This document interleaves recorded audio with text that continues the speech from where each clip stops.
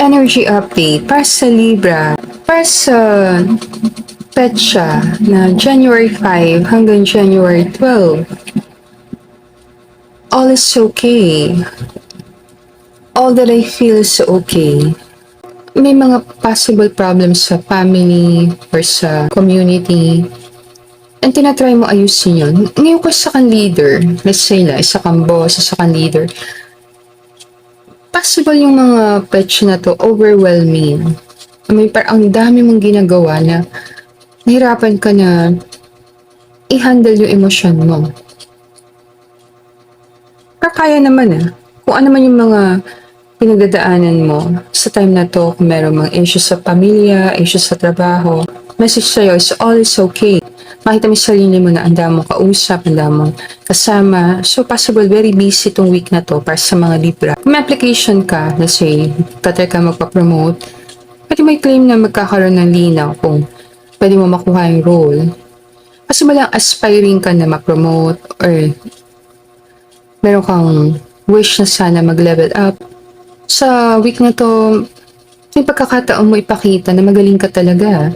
Yung kung nasa leadership position ka, may mga tao magbibigay ng problema sa binigay ko na talaga. May mga tao possible na ako sumisakit ng ulo, hindi na siguro. Possible lang, may mga tao ka na kailangan bigyang pansin, tutukan, intindihin, one-on-one coaching. Hindi mo tatanggal yan Meaning kung may leadership position ka, possible may mga tauhan ka, mga empleyado, mga tao na kailangan kausapin para mas saayos yung trabaho. Marami dito, Libra, meron ko energy sa reading na leader. So either mapopromote ka na or leader ka ngayon or may leadership potential ka talaga, mataas. Pwede nakikita ng boss mo na ka-promote ka na talaga. Parang overdue na. Ngayon, pag-aralan. May king of wands sa reading mo So, si king of wands, pwede siyang isang tao na may influence, isa siyang tao na kilala, or isa siyang tao na may power. Parang siyang boss. Parang siyang din entrepreneur. Ngayon kung entrepreneur ka, then alam mo na, linggo-linggo busy ka. Possible lang sa week na to, mas basic ka kumpara sa ibang mga araw na dadaan. Ano mo yan? Possible kasi galing sa holiday, so nagbabawi.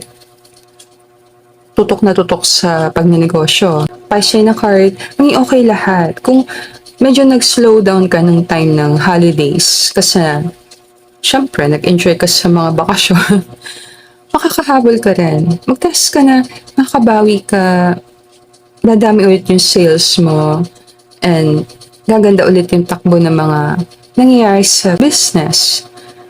Kung may niti ka mga clients, may niti ka mga bibili ng produkto mo, possible ito yung week na kontakin ka nila. Matas lang na ito yung week na magparamdam sila sa'yo.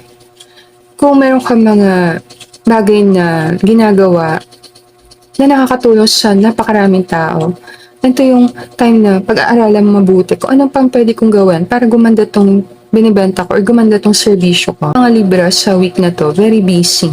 Maganda to kung isa kang entrepreneur, nagbe-business ka, or solopreneur, or isa kang very talented na person. Sign ito na very busy ka kasi madami kang gagawin talaga Marami kang mga kliyente, marami kang aasikasuhin, kasi may mga kailangan pang ayusin na mga naiwan na trabaho ng nakaraang taon. Energy lang yan.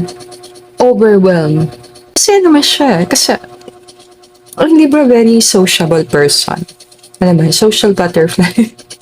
Meaning, gusto niya talaga yung energy maraming tao. Pag nagugulo, gusto ayusin. Gusto ibalik sa harmony. So, kung may problema, gustong ayusin talaga.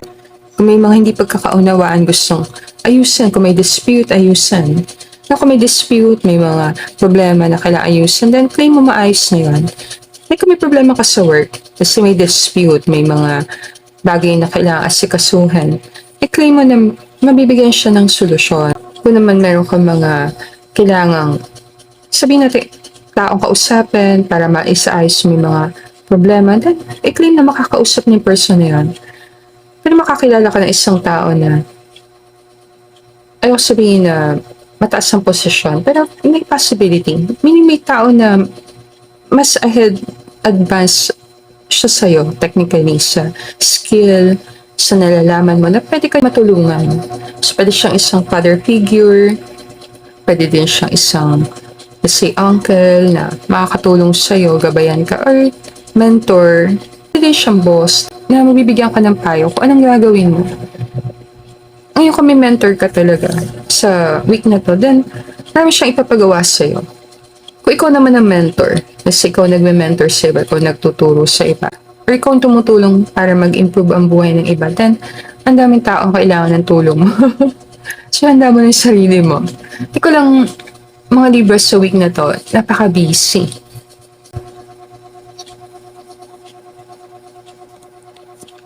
Napaka-busy. So, may space.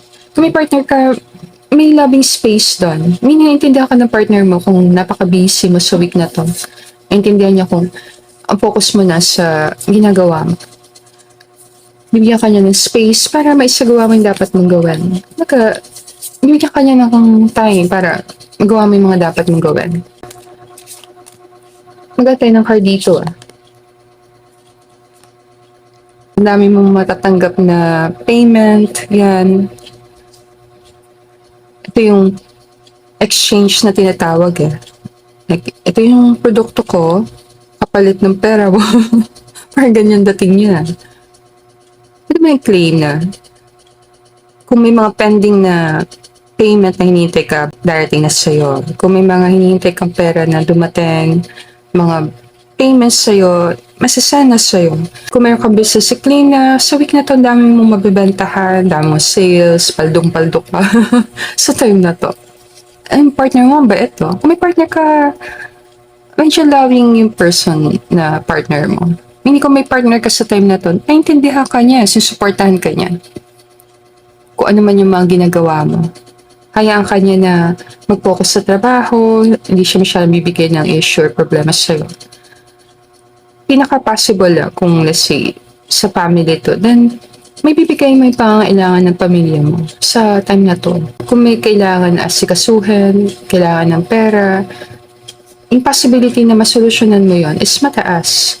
Pero sa week na to, typical na nangyayari sa isang pamilya na daming ginagawa, daming inaasikaso, may mga dapat bayaran, mga asikasuhan. And tuloy-tuloy lang, araw-araw tuloy-tuloy lang. And mapapansin mo na kahit umalis yung pera, bumabalik naman. Ano mo yun? Parang kung nawalan ka ng kasi lang, ayoko sabihin na sa eh. Parang kasi lang, nakita mo, parang baba na lang yung bank balance ko. Pero pag silip mo ulit, meron na ulit laman. Parang lang siyang napapalitan na napapalitan. Kaya all is okay. So, huwag kang kabahan. Huwag ka matakot sa pera na lumalabas. Alam mo yan. As long as alam mo kung saan pumupunta yung pera. Possible, makita mo sarili mo nag-check ng online banking or statements mo. Yung mga pinagkakagastusan.